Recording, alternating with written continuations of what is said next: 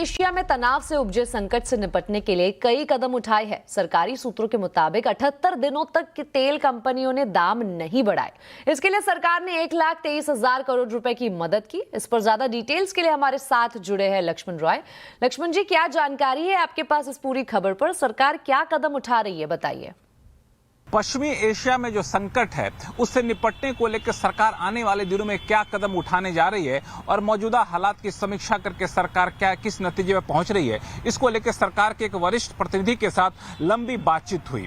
तो उन्होंने 2-3 बातें काफी महत्वपूर्ण की। सबसे महत्वपूर्ण बात तो ये कि सरकार का मुख्य फोकस ये है कि देश में फर्टिलाइजर का, पेट्रोल का, डीजल का, गैस का, इन सब चीजों की सप्लाई दुरुस्त हो।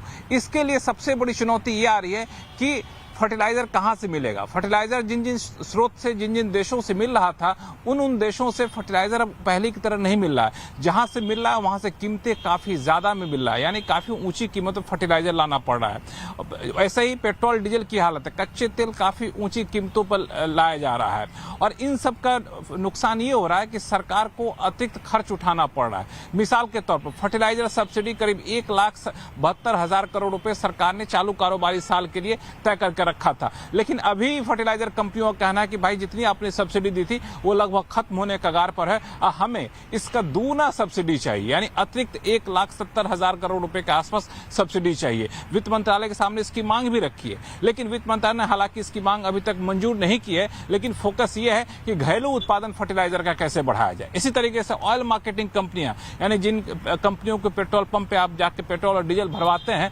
उनकी सबसे बड़ी समस्या ये थी कि शुरू के 78 दिनों तक, जब से पश्चिमी एशिया संकट हुआ था, उन्होंने दाम नहीं बढ़ाए थे। इसके एवज में सरकार ने करीब 1,23,000 करोड़ रुपए उनको मदद पहुंचाई, एक्साइज ड्यूटी में कटौती करके और बाकी कदमों को उठा करके, और अब जाके धीरे धीरे दाम बढ़ा रहे हैं, फिर भी वहां पे अंडर रिकवरी काफी ज्यादा है। तो ये एक तो रही तेल के मोर्चे पे, गैस के मोर्चे पे, फर्टिलाइजर के मोर्चे पे। एक और चीज जो सबसे महत्वपूर्ण है वो है विदेशी निवेश को कैसे बढ़ाया जाए। तो सरकार के प्रतिनिधि का कहना था कोई एक कदम ऐसा नहीं है जिससे विदेशी निवेश अचानक से बढ़ जाए। आने वाले दिनों में धीरे धीरे करके वो कदम यहां पर उठाए जाएंगे। विनिवेश के मोर्चे पे बातचीत हुई तो यहां एक अच्छी खबर ये निकल कर आ रही है कि हर हफ्ते सोमवार को विनिवेश के मोर्चे पे एक महत्वपूर्ण बैठक होती है वित्त मंत्रालय में, जिसमें विनिवेश विभाग के अधिकारी होते हैं, डिपार्टमेंट ऑफ पब्लिक एंटरप्राइजेस के अधिकारी होते हैं, और हर हफ्ते समीक्षा की जाती है कि आखिर विनिवेश पर कैसे गाड़ी आगे बढ़ रही है। चाहे कंपनियों में हिस्सेदारी बेचने की बात हो, चाहे एसेट मोनेटाइजेशन को लेकर के बात हो, इन सारे मुद्दों पर बातचीत होती रहती है। तो सरकार की कोशिश ये है कि सप्लाई दुरुस्त रहे, इसकी जो ऊंची कीमत है उसकी भरपाई कैसे की जाए, इसको लेकर सरकार का फोकस है और इसके लिए अलग अलग कदम उठाए जा रहे हैं, जिस पर सरकार गंभीरता से नजर बनाए हुए है। जी, और साथ ही लक्ष्मण जी, पश्चिम बंगाल को लेकर क्या संकेत मिल रहे हैं? अगले कुछ दिनों तक आप पश्चिम बंगाल को लेकर केंद्र सरकार की तरफ से कई कदमों का ऐलान होता हुआ देख सकते हैं। इसके संकेत आज सरकार के एक वरिष्ठ प्रतिनिधि के साथ बातचीत के दौरान देखने को मिले। यहां पे पश्चिम बंगाल के मुख्यमंत्री यहां पर आए थे दिल्ली में, कई मंत्रियों से मुलाकात किए। उसके बाद माना जा रहा है कई सारे कदम यहां पर उठाए जा सकते हैं। मिसाल के तौर पर सरकारी बैंकों की तरफ से जितनी भी फ्लैगशिप योजनाएं केंद्र सरकार की चलती है, उन योजनाओं के तहत पश्चिम बंगाल में किस तरह का अमल हो रहा है, इन योजनाओं पे किस तरीके से पश्चिम बंगाल में उत्साह दिख रहा है, उसकी समीक्षा की जाएगी। चाहे जनधन योजना हो, चाहे दूसरी योजना हो जो सरकारी बैंकों के जरिए चल रही, उसका आकलन किया जाएगा। इतना ही नहीं, रीजनल रूरल बैंक जो आरआरबी हैं, उनके भी कामकाज की समीक्षा की जाएगी। आखिर उनसे किस तरह से क्रेडिट ऑफटेक, यानी लोग वहां से कर्ज ले रहे हैं कि नहीं ले रहे हैं, कर्ज लेने की रफ्तार कितनी है, लोगों को और क्या सहूलियतें प्रदान की जाए। साथ ही साथ जो वहां पे बुनियादी ढांचा, इंफ्रास्ट्रक्चर पर खर्च होना था, वो लगभग खर्च नहीं के बराबर हुआ, ऐसा सरकार का मानना है। तो वहां पर उस खर्च को काफी ज्यादा बढ़ाया जाएगा। और साथ ही साथ जो छोटे मझोले कारोबारी हैं, इंडस्ट्री हैं, वो कैसे ज्यादा से ज्यादा लोन ले सके, इसकी भी कोशिश वहां पर होगी। वहां के पूरे हालात के ऊपर हो सकता है कि आने वाले दिनों में राज्य सरकार की तरफ से एक व्हाइट पेपर जैसा कुछ दस्तावेज आता हुआ दिखे, जो बताए कि वहां की माली हालत कैसी है और क्या कदम उठाए जाने की जरूरत। लक्ष्मण जी, बहुत बहुत शुक्रिया इस पूरी जानकारी के लिए। सरकार एयरलाइंस को राहत देने के लिए कई और कदम उठा सकती है। जी हां, विमान मंत्रालय मौजूदा एयरलाइंस और आने वाली नई एयरलाइंस दोनों की मदद की तैयारी कर रहा है। इसके लिए अलग अलग स्टेक होल्डर्स से बातचीत शुरू हो गई है। इस पर पूरी डिटेल बता रहे संवाददाता रोहन सिंह। जी, वेस्ट एशिया क्राइसिस के बीच सरकार कोशिश कर रही है एयरलाइंस की अलग अलग तरीके से मदद करने की, और ईज ऑफ डूइंग बिजनेस में से एक बड़ा जो एरिया है वो है जिस पर सरकार काम कर रही है। चाहे वो नई एयरलाइंस हो या पुरानी एयरलाइंस हो, दोनों के लिए ही अब जो रेगुलेटरी या जो फाइनेंशियल प्रॉब्लम्स आ रही है उनको सॉल्व करने की कोशिश की जाने वाली है। इसमें जो कई सारी नई एयरलाइंस जो आने वाली थी, 3 कम से कम ऐसी एयरलाइंस थी जिन्होंने आने की घोषणा की थी, जिसमें कि शंख एयर, एयर केरला और अल हिंद शामिल था, जिन्हें कि एनओसी तो मिल गया था, लेकिन उसके बावजूद ये अपनी उड़ान शुरू नहीं कर पा रही थी। तो इन एयरलाइंस से पूछा गया है कि कौन कौन सी दिक्कतें आ रही हैं, और उसके बाद सरकार ये फैसला करेगी कि उन दिक्कतों का किस तरह से हल किया जाए, चाहे वो रेगुलेटरी दिक्कतें हो या फिर फाइनेंशियल दिक्कतें हो या कोई किसी और तरह की दिक्कतें हो। सरकार हैंड होल्ड करना चाहती है इन एयरलाइंस को, क्योंकि इन्वेस्टमेंट को बढ़ावा देना एक बड़ा मकसद है। सरकार ने देरी का कारण पूछा है और साथ ही ये भी कहा कि किस तरीके से चीज़ों को ज़्यादा आसान बनाया जा सके। वहीं दूसरी तरफ एक और डायरेक्शन में जहां सरकार कदम उठा रही है वो है कि जो एग्जिस्टिंग एयरलाइंस है, जो इस वक्त वित्तीय संकट से गुजर रही है, उनके लिए किस तरीके से राहत उपाय किए जा सकते हैं। तो उसके लिए भी एक तरह की स्टडी की जा रही है। यहाँ पे भी एयरलाइंस से, एयर ऑपरेटर से, लीजिंग कंपनियों से और जो तमाम स्टेक होल्डर है उन सबसे सुझाव मांगे गए हैं। बैठकों का दौर जारी है और अगले कुछ दिन में सरकार इन तमाम नियमों को आसान करने को लेकर कुछ फैसले कर सकती है। बढ़ते हैं अगली खबर की ओर। केरल में 3 दिन की देरी से एंट्री के बाद अब मॉनसून धीरे धीरे आगे बढ़ रहा है। मॉनसून पूरे केरल, कर्नाटक और गोवा में सक्रिय हो गया है। मॉनसून महाराष्ट्र, आंध्र प्रदेश के अलावा तमिलनाडु के बचे हुए हिस्से में आगे बढ़ रहा है। हालांकि मॉनसून की बारिश अभी कमजोर बताई जा रही है। मौसम विभाग के मुताबिक 1 से 8 जून तक देश में अभी तक सामान्य से 22% कम बारिश हुई है। अकेले 8 जून को सामान्य से 16% कम बारिश हुई है। स्काईमेट के प्रेसिडेंट जीपी शर्मा के मुताबिक मॉनसून अभी भी कमजोर बना हुआ है। 20% तो मैं लेके चलूंगा कि शायद 20% की कमी रहेगी, क्योंकि नॉर्मल जून के महीने का बहुत ज्यादा नहीं होता है। 165-66 मिलीमीटर कोई बहुत बड़े आंकड़े नहीं है। और अच्छी अगर वर्षा हुई है इन शुरुआती दिनों में जून में, तो केवल नॉर्थ वेस्ट इंडिया ही है जहां पे प्री मानसून की वर्षा के कारण आंकड़े बेहतर हैं। बाकी सभी में, नॉर्थ ईस्ट की बात करें, सेंट्रल इंडिया की बात करें, तो डेफिसिट चल रहा है वहां काफी सारा। केवल दक्षिण भारत जहां मानसून आ गया है वहां बराबर है, जितनी वर्षा होनी चाहिए 2-3% तक है। और जो उत्तर भारत है उसके कारण अभी मानसून की वर्षा जो 22% का भी आंकड़ा दिखाई दे रहा है सामान्य से कम का, वो उसकी वजह से है। वो नहीं होता तो हम शायद 50-60% पे होते।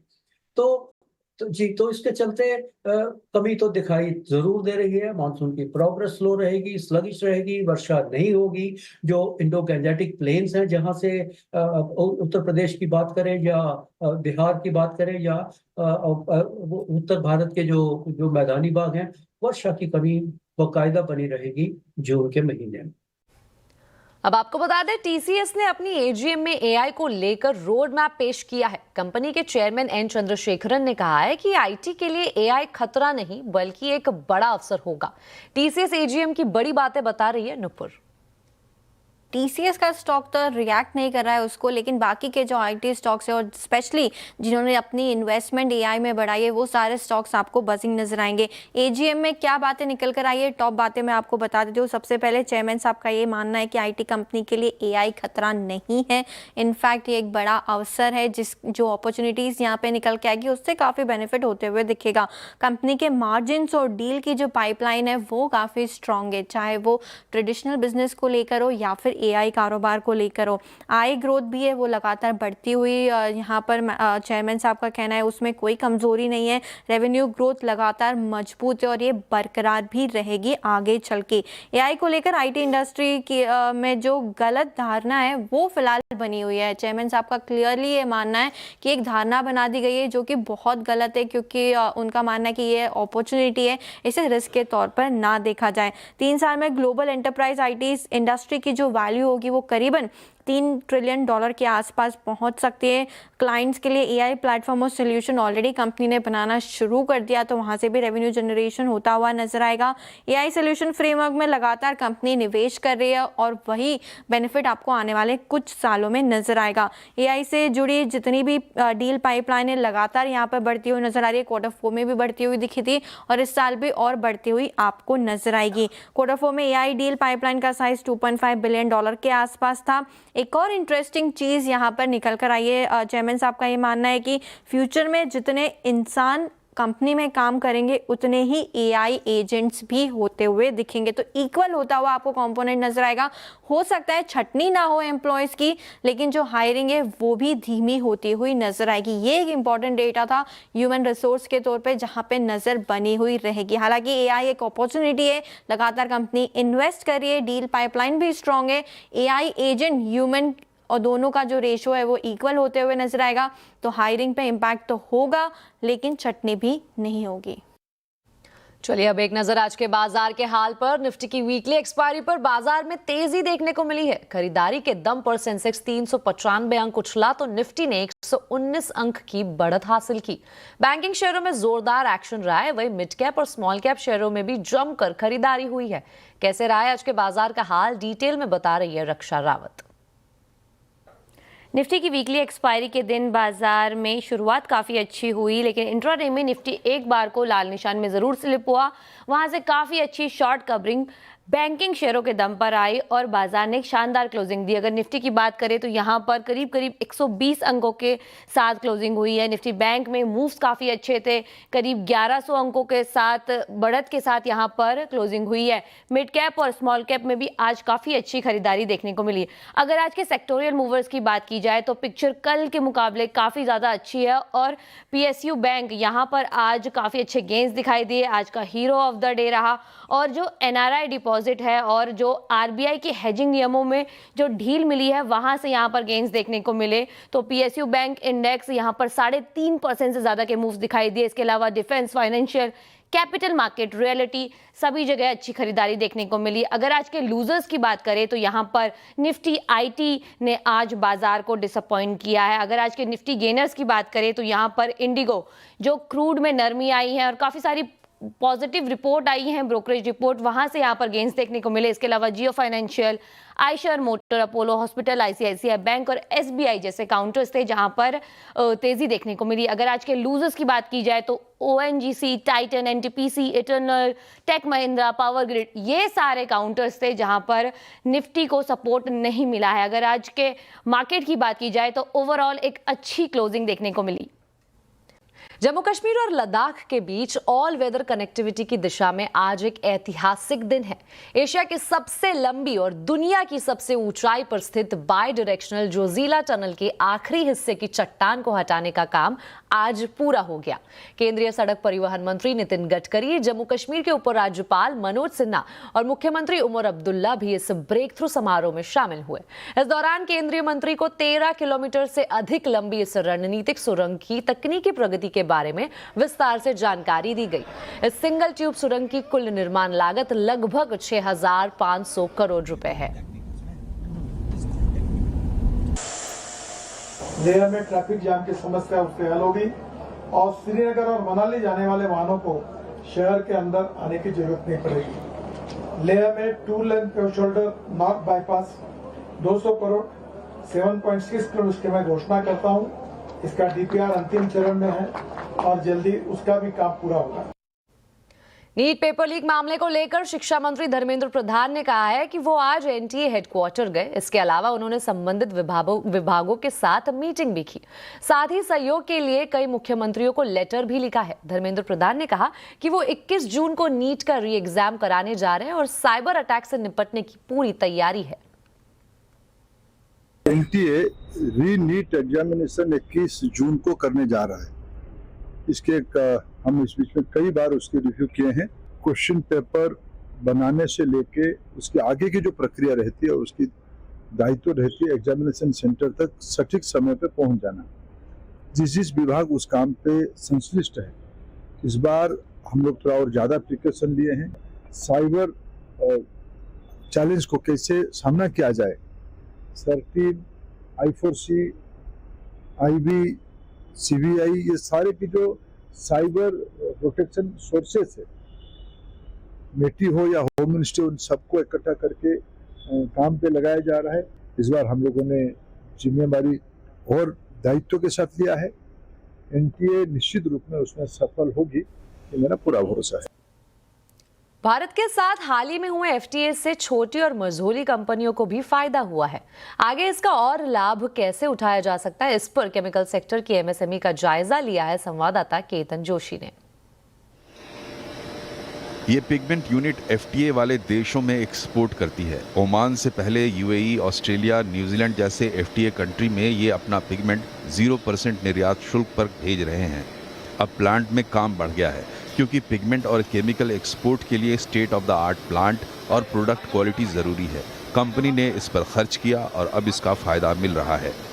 ये यूरोपियन देशों में जो माल जाता है उसमें बहुत ही ज्यादा माइन्यूट क्वालिटी होनी चाहिए, perfect as per the specification of the. हमारा करीब 30 से 35% बढ़ा है और हम चाहते हैं, हमें उम्मीद है कि ये सेल अगले 1 साल में 50% तक बढ़ जाना चाहिए। इसमें और 30% की ग्रोथ आनी चाहिए। 30% बढ़ा है क्योंकि हमने इतना ज्यादा क्वालिटी, कंसिस्टेंसी और प्राइसिंग पे ध्यान दिया है जिससे कि कस्टमर लोग दूसरे देशों की जगह हमसे माल खरीदें। भारत में केमिकल सेक्टर की 45,000 छोटी कंपनियां हैं। अकेले ओमान में $28 बिलियन केमिकल एक्सपोर्ट होता है। वो एफटीए के बाद अब 0% ड्यूटी से 5 साल में डबल हो जाएगा। ईयू देश में 12% ड्यूटी ज़ीरो हो गई। इससे छोटी कंपनियों को $10,000 के ऑर्डर पर सीधा ₹45,000 का फ़ायदा हो जाता है। ऑस्ट्रेलिया में एफटीए के बाद 5 साल में डबल और यूएई में कुल एक्सपोर्ट में 4 साल में 40% का इजाफा हुआ। एमएसएमईज कह रही हैं कि अगर रॉ मटेरियल पर जीएसटी कम हो जाए तो सोने पे सुहागा हो जाएगा। गवर्नमेंट से हमारी एक ही गुजारिश है कि जो रॉ मटेरियल के ऊपर जीएसटी ले रहे हैं, अभी 18% है, अगर 5% जीएसटी कर ले गवर्नमेंट तो काफ़ी हद तक एमएसएमई की जो वर्किंग कैपिटल रिक्वायरमेंट है वो इजी हो जाएगी। और फिनिश गुड्स पे तो हम 18% दे ही रहे, तो गवर्नमेंट को इसके ऊपर कोई भी नुकसान नहीं है। एफटीएस के बाद पीसीपीआईआर पेट्रोलियम केमिकल और पेट्रोकेमिकल्स इन्वेस्टमेंट रीजन में 3,40,000 करोड़ का नया निवेश भी आया है। सरकार ने प्लग एंड प्ले वाले 3 केमिकल पार्क भी मंजूर किए हैं। इससे पर्यावरणीय मंजूरी के लिए छोटी कंपनी को ज्यादा मशक्कत नहीं करनी पड़ेगी। इस तरह की हजारों केमिकल कंपनियों को एफटीए से बहुत बड़ा फायदा तो हुआ है, लेकिन अभी भी ज्यादातर कंपनी क्वालिटी के ऊपर ध्यान दे तो ये एक्सपोर्ट का आंकड़ा बहुत ज्यादा हो सकता है। केतन जोशी, अहमदाबाद।